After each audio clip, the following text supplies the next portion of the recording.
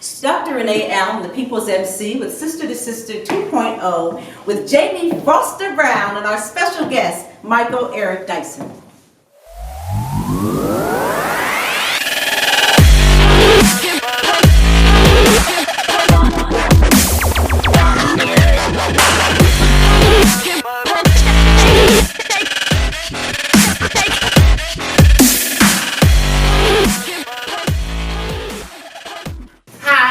I'm Jamie Foster Brown, Sister to Sister, the real Sister to Sister 2.0. No You knew doubt. the fake one, the fake Sister to Sister 2.0 when you and I were together a long time ago. Is Marcy around here? No. Anyway, this is one of the men in my life that I adore and have always wanted to. I always want to extract from him. When I listen to him, I'm like, oh my God, it's too much knowledge. It's too much knowledge. I can't absorb it all. And it's true, Michael, because you drop so much on us. It's like the processing of it is difficult, but the residue is important. The residue is explosive. Now, but you've been infatuated with Jay-Z for quite some time. I remember this. And I want to know, I mean, Questlove is back here, Carmen, Queen Latifah, everyone is commenting on this. Everyone loves this book. Why are you so infatuated with Jay-Z? Because there are many, many rappers who can spit. No, what is it? Okay, so why did you choose him? What is it about him that makes him so special? Well, first of all, I feel like Roberta Flack and Donny Hathaway back together again. Yeah, thank you very much. Number one, put the world in the spin. So it's great to hang out with one of the most legendary journalists that we've produced in our community, Ms. Jamie Foster Brown. You know, you're right. The level of genius among our young children is extraordinary. And you, among your generation, my generation, you were one of the very few from the very beginning, not to judge them, dismiss them. You embraced them, To love them. understood them, Yes. loved them, and celebrated them. And that's, you know, everybody's on the bandwagon now, but everybody Right. wasn't on it then. No, and they were no, resisting it, and no. I just want to acknowledge that. Thank you. And you're right, we have produced tremendous geniuses. The ones you mentioned on the back, Common, Questlove, those are geniuses in their own right. When we think about Nas or Biggie, Lauryn Hill, now the new young Rhapsody coming up, Nicki Minaj, and so on. But to me, Jay-Z represents such an extraordinary embodiment of the ideals of hip-hop culture. You know, spitting, being able to be an MC of the highest quality, Okay. using words in defense of your position, people, community, understanding The reason wordplay. why Right. does this exist? He talks about that, Right. which is important. It is extremely The important. reason why I bring this up is because when they say black men ain't this and black men ain't that, or the black race is not anything, Right. Jay-Z kind of explains, you know, what happened to us. You Right. understand? And he puts it all together. He bakes it in He a pot. Tell us that's how a- that happens with his work. Well, just think about it. Think about how he talked about how he first became a hustler. Okay. And all the teachers couldn't reach me, and my mama couldn't beat me hard enough to match the pain of my pop not seeing me. So with that disdain in my membrane, got on my pimp game, blanked the world, my defense came. So here's a guy saying, father absence, the hurt and pain of my father disappearing, the subsequent emotional turmoil that resulted, caused me to be emotionally distant, and then seeking an outlet to be able to express my, you know, desire to do well, to become upwardly mobile, to be distant from women, right? Breaking his heart, his father's absence. And so when you look at the origin of a lot of the stuff that happened to Jay, he explains it right there. Or when he says, you know, God forgive me for my brash delivery, but I remember vividly what these streets did to me. So here's a guy who registers the trauma, the hurt, the suffering, the pain, the agony of what he endured, and not just him, but millions of others who can identify with him. Well, let So me here's ask a guy who's thinking critically and openly and trying to talk to the world about what he's experiencing. Does it do any good? I think it does a When great you deal. hear, I mean, when you meet other people on the street, when you meet that average guy on the street, have they taken in what JC has said? Of course. And to understand and to make a change or feel better about Well, themselves? first of all, before you make a change, you got to make a connection. Okay. Right? It's hard to have music that will change your mind if it doesn't move your behind. So first of all, the music has to speak to you in a visceral, tangible level. It has to move you musically. It has to like, damn, that's a nice beat. That's dope. Like, wow, listen to that rhythm. Look at then you notice the aesthetics of his cadence, the sensual character of his expression. Then you begin to peel back to what he's saying. So sometimes you heard James Brown. You know what James Brown was saying? Had to, he was the first mumble rapper. So the thing is, but James Brown made you feel a certain way.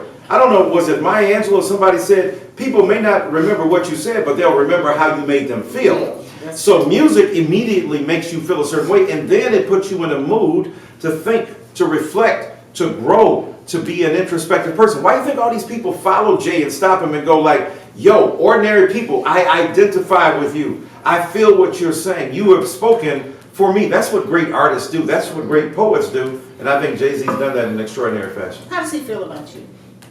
I mean, he's got love for me. He's got love for you? He's got love for me. He sent me a note when the book was published and said, I'm extremely humbled and honored by this. He's a very humble guy. On record, he's got to brag. He's got to talk about what he's done, and it's undeniable what he's done. But you meet him one-on-one, Jay is a very cool person, laid back. I know it's very laid back. And very self-possessed, understands who he is, but at the same time doesn't have to project that into the world because of lack of confidence. So, what do you think this book is doing? Because you're a professor, you reach many minds, young minds, right. Okay.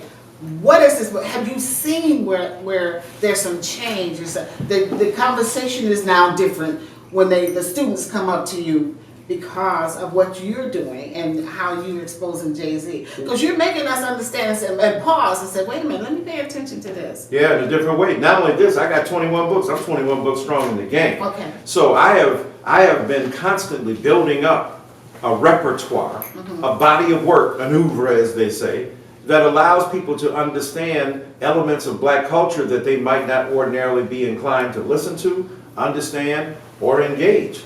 So I've been writing about hip-hop when it was unpopular to write about hip-hop. And I know about that. Yeah. Because when I wrote about hip-hop in Sister to Sister, I was demonized. I still am in a certain way. Why are you talking to those raunchy ass Right. Why are you with them? Their pants are down, the teeth are not clean, they got the gold and they have all that. These are our babies. They're not only your babies, they're your geniuses. Well, wait a minute, hold on. But the broader world recognizes your kid's genius before you do. Why is it that white men who are working in record companies who were able to exploit their genius, they know they're in business, they're supposed to make money, but they understood and said, wait a minute, you have an idea, 6 weeks later you have a record, and then 6 weeks later you sold that 500,000 copies without radio play? Let me learn about your genius. Right. Master P, what are you doing that I need to learn from? So, Diddy, you are slowing down beats, Puff Daddy, and you are making something interesting and intriguing that Biggie can rap over. So, look, these kids were selling stuff out of the back of their cars, the trunks, and now they are on multi-billion-dollar record labels, record companies, and a record industry. So I'm saying it's tragic that we couldn't even recognize the genius of our own kids because of our moral and political disdain for some of the stuff that was being said. Now, that doesn't mean you can't be critical of some of the stuff that was going on in hip-hop, the misogyny, the sexism, the homophobia. It's horrible. But at the same time, there's so much more positive, powerful, uplifting, insightful, engaging parts of their art that need to be embraced. And you were one of the early ones to do it. I was one of the early scholars to do it. I remember at a conference in 1994 at Princeton University when I quoted both Ralph Ellison and Snoop Dogg, and people were astonished. My God, why would you dare do that? How horrible that is. Now, everybody's trying to do that and understand what it means. Yeah, it's very interesting because, for us, we're the elders in the business who have loved and watched and raised. I've raised their families. I've gone to their homes to pay for medical problems they may have. I mean, when they first started coming out, I would take care of their moms. I would buy dinner. I would buy luggage. I would send them on trips because these were people coming from tough times where like when Left Eye died. You know, I had to send her mom on a cruise. So it's not just that I want your story so that I can sell my magazines. Right. It's not just that you want adjacent things so you can sell. We're trying to teach, Michael. This is so important because our children will listen to this, and they do with good reason. And look, in the book, I divide it up in 3 sections. I talk first about the hustling, about Jay-Z starting on the street selling drugs and what that meant, but then transforming himself from a hustler on the streets to a hustler in the suites. Right. So then he's a CEO of Def Jam Records. He starts his own record company, Rockefeller Records, now has Rock Nation, which is much bigger than a record company because they have sports divisions, they have agency representation, they have records, film division, documentary division and the like, television division. So, you know, as he said on Blueprint, that marketing plan was me. So this guy as a hustler was able to embrace both the street level, the illicit, ill-gotten gain, the underground economy, which is where America begins anyway. A lot of people who are legitimate now started off as criminals. Their great-grandfathers or their grandfathers and grandmamas were running moonshine, whiskey and all that stuff. And now they built up into a legitimate business. So Jay-Z, we saw in one generation what takes 3 or 4 generations. And Jay-Z has built incredible generational wealth. So hustling is number one. Both beyond, beneath and underground and above ground, and his influence on Nipsey Hussle and on LeBron James. We'll talk about that later. So secondly, it's about poetry. It's about his poetic genius. Even though people think Jay is very clever, he's also rhetorically sophisticated. He's dealing with serious political, social, moral, intellectual issues. And he's using metaphor, metonymy, enjambment. That's when you have a sentence too long and you got to rush it and fit it into one meter. Right. So he's doing all kind of interesting and provocative and powerful things. And that whole chapter explains that. And then finally, I talk about his politics. People think when he got involved with Obama and then subsequently with Hillary Clinton, that was the first time he's involved in politics. Maybe above ground politics in terms of formal organized politics, but the man has been rapping about stuff from the beginning. Think about when he says, Bin Laden been happening in Manhattan. Crack was anthrax back then, back when police was Al-Qaeda. I want to know, after reading this book, after anyone reads this book, will it make a change? Will it just, what do you expect from this? Well, okay, that's a different question. I think, like Tupac said, I might not change the world, but I'll be damned if I won't spark the brain that will. Look, change happens incrementally. Sometimes it looks like a revolution, but it's been built up.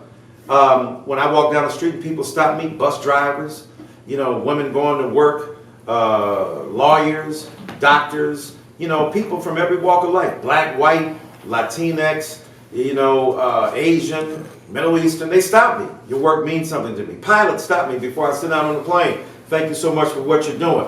So I think that means that somebody's being changed by it. Some minds are being opened. Some people are thinking about it. It pisses other people off. That's a change too.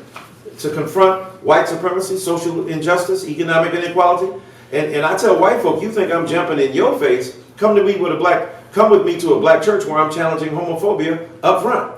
So, my job as a cultural critic is to be a paid pest. I heard you challenge homophobia. Oh, you were right there the other day. I was right there with Look, you. I don't care. I mean, the thing is, we got to come at that. So, yes, it makes a difference. Lives are being changed. And what I got to do, like in the Bible, Paul said, somebody plants the seed, somebody waters the seed, and God gives the increase. God is the one who makes it grow. My job is to plant seeds. That's what I do. Right. And that's what I try to do with excellence. Okay, so in the rap community, there are hard rappers out there, but I know that they're also gay. Oh yeah, of course. So we know that. Some of them are gay. No, I'm not. Right, I know that. I'm just making that claim. I'm just making that claim. Yeah. So you said rappers are gay. I was like, wait. Every one of them is gay. Which is true if they're good if they were, but no, many are. They're in the closet. They can't come out. They can't be like Lil Nas X. And we know that there are many gay rappers who are gay. Look at the percentage. There are many football players who are gay, basketball players who are gay. So we need to overcome the homophobia. Why are we going to take a lead? Why are we going to take a lead from white evangelicals who don't like black people, who don't love us in the first place, to indicate where we should be heading in terms of our own moral and political stance and our social and ethical stance on being gay. You know, when I was growing up, I'm 61 years old. What are you, about 52? So check this out. In our generation, we know who was gay. Anyway, nobody going around like, oh my God, that's a problem. We know Andre was gay. Andre was in my neighborhood. Andre protected us from the hoods in the neighborhood. When we were living in the hood, and Andre was big, he was black, he would whip somebody's behind. And we loved him for that, and we appreciated him for that. And we went to church, we knew who was gay in the choir directed to us and some of the preachers, but we understood that God speaks through whoever. Either God made everybody or God made nobody. Now what's interesting about Jay, to bring it back to him, on his last album, 444, he talks about his mother. He basically, with her permission, I'm sure, outs her as a lesbian. Yes, she is. On his record. So here's a genre that has been notoriously homophobic that is now openly embracing. I think in sports, when Dwayne Wade's son has chosen to be gay and explicit, you see the picture posted the other day with his nice fingernails done, and he's young. And people say, well, you got to train him in a different way. Let the young man be who he is. Magic Johnson's sons, EJ. Let people be who they are, and let's stop trying to police black bodies through a lens of such horrid ethical judgment that we don't allow people to flourish. Either all black lives matter or no black lives matter. So listen, let me ask you this. Black men. Okay. When I went away to Europe for 9 years, black men were going to college. Because black women were going to college because we wanted to be an accountant, a lawyer, or some businessman, some kind of businessman. So I come back 9 years later. The black woman is in college. The black man is eating concrete with his hands handcuffed behind his back. The young black boys. I'm like, what happened here? I had no idea of what was. I was in Sweden, okay, the gentlest country in the world. It's rocky, okay. Yeah. I lived there for 9 years and went to college. So I couldn't, and now I see, the first time I find out how they put our boys in jail, I'm at BET, I'm programming Donnie Simpson, Video Soul, I bring on Chico DeBarge, and I'm interviewing him, and somehow he says to me, well, I was in jail for 6 years. I'm like, what the hell were you in jail for 6 years for? Of course, he introduced some drug dealer to his cousin who happened to be a drug dealer, so he went to jail. Right. So here we go. Our black women go to college, our men go to jail. Now here comes the language I'm hearing. Black men ain't this, and black men ain't that, and you can't trust a black man.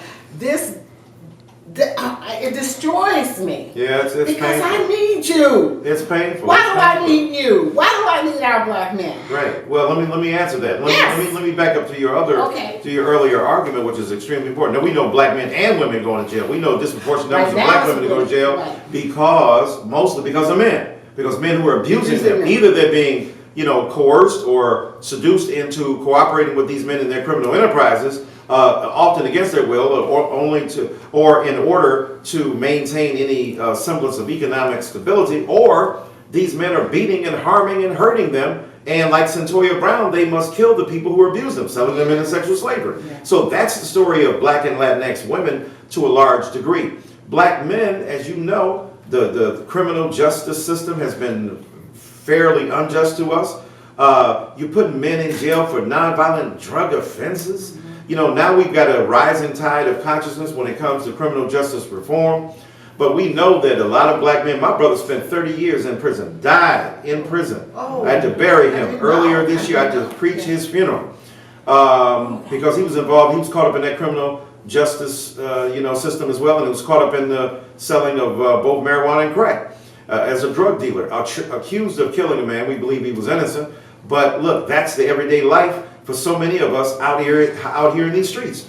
And so black men have been, who do nonviolent drug offenses, who deserve nothing like the time they get. This system is horrible. The cash bail system is wrong. Khalif Browder, the young man who went to jail in Rikers Island, waiting on a trial for 3 years on a trial that never occurred. And then they finally let him go. And then he ended up killing himself because he could no longer escape his demons, because in prison he was abused by both the guards and fellow prisoners. I mean, this is immoral. So this is the system that Jay-Z, by the way, is addressing with Reform Alliance, writing op-eds about Meek Mill, who since he's been 19, now in his early 30s, still being put on, put back in jail 2 and 3 times because of offending his parole or violations of his parole, and all this stuff that is really disproportionately and negatively affecting black men and black people. So you're absolutely right about that, and it does remove black men as viable partners for sisters and for those in a heterosexual paradigm. I mean, we of course we need those black men. We need them out of prison. We need them out of jail. We need them in their families, on the streets, surviving, doing what they do. And I think it's extremely important for us to underscore this. This is why, again, my book on Jay-Z addresses this issue, because Jay-Z addresses that issue as well, both on wax, as it were, on records and beyond with his conscientious social justice activism. Okay, so if in a daily life, how do we start to just right in the home or right? I tell black women sometimes, I said, listen, they're yelling at the baby, boy, get over here, shut up. Now tell you, cursing at them and everything. And I'm like, okay. It's not ideal. It's not ideal. I said, okay, don't tear him down before he grows up. Our men are of the earth. Our men are different from everybody wants our men. You tell everybody wants our men. That's right. That's okay? Right. Why? Because the magic that's inside of you, the science that's inside, the beauty, the penis envy. Right. All of this is inside of our men. They don't have the envy. They have what you envy over. Okay, so now this is a special creature. He's special. You all came from Eden. Okay, we're there. We're the ones.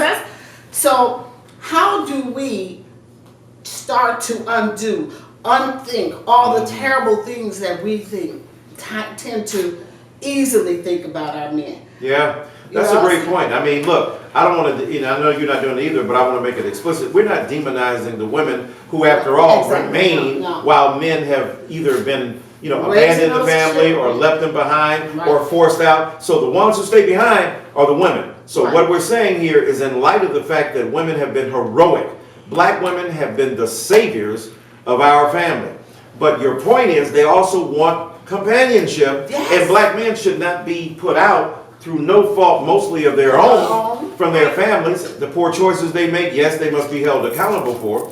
But we know that there are systemic forces and factors that preclude the possibility that black men can remain legitimately in their homes to help rear their children. So that the black women who are left behind should not be demonized or stigmatized for their methods. Having said that, it is not ideal for us to perpetuate, a sense of vulnerability for some of these children, especially for some of the young black men, boys that we're rearing, and black girls either for that matter, because black girls suffer as well. When you look at who's being kicked out of school earlier and earlier, black girls and boys, through no fault of their own. So when you think about all of the forces, and then you deal with the sexual and domestic violence that black girls and increasingly black teen girls are subject to, it's a madhouse. It's chaos. And so we got to figure out ways to redeem them. Kidnapped. Sometimes literally so.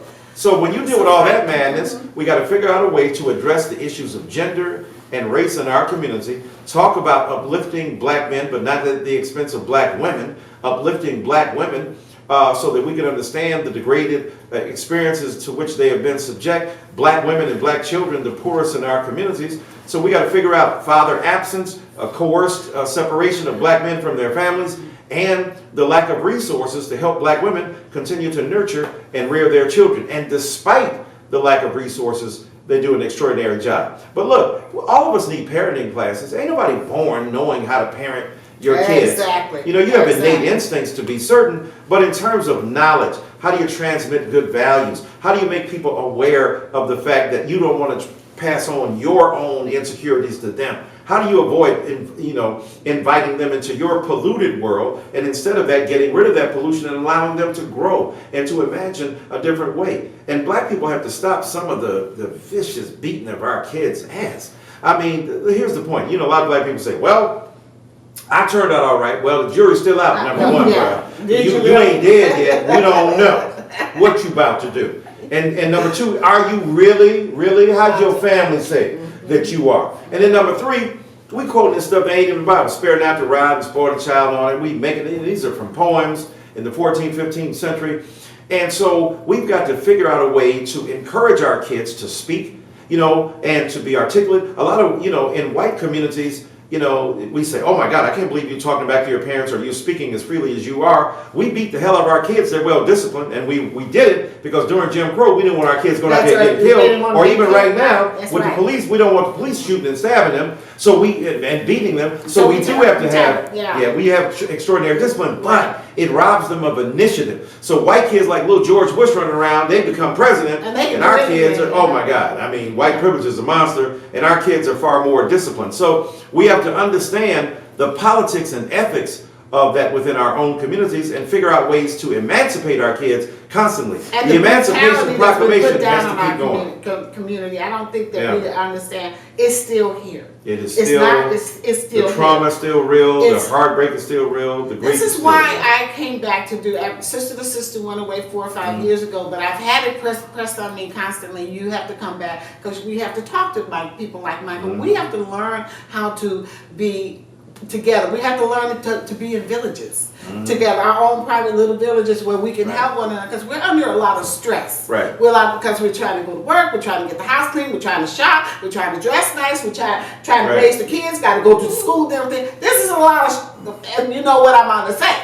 So we got to learn how to, and this is what I want us to do. I want us to learn how to bundle, and we'll be talking about that later. That's just me creating little tiny villages in each home where we have maybe 2, maybe 3 people you get along with very well, their kids. I can't get off work early today. Can you pick up the kids? Right, Yeah, I'll pick up the food. Okay, that's right. Then you put the kids to bed. I'll wash the dishes. You understand? right. To take the stress out, and also cut in half the money that you have to spend for the overhead, for the food and everything. Everything is cut in half. It's gentler. When we're gentler, we can breathe and everything. Then we're not so quick to slap a child or call them a different name or each other. You're dropping mad signs right All there. right?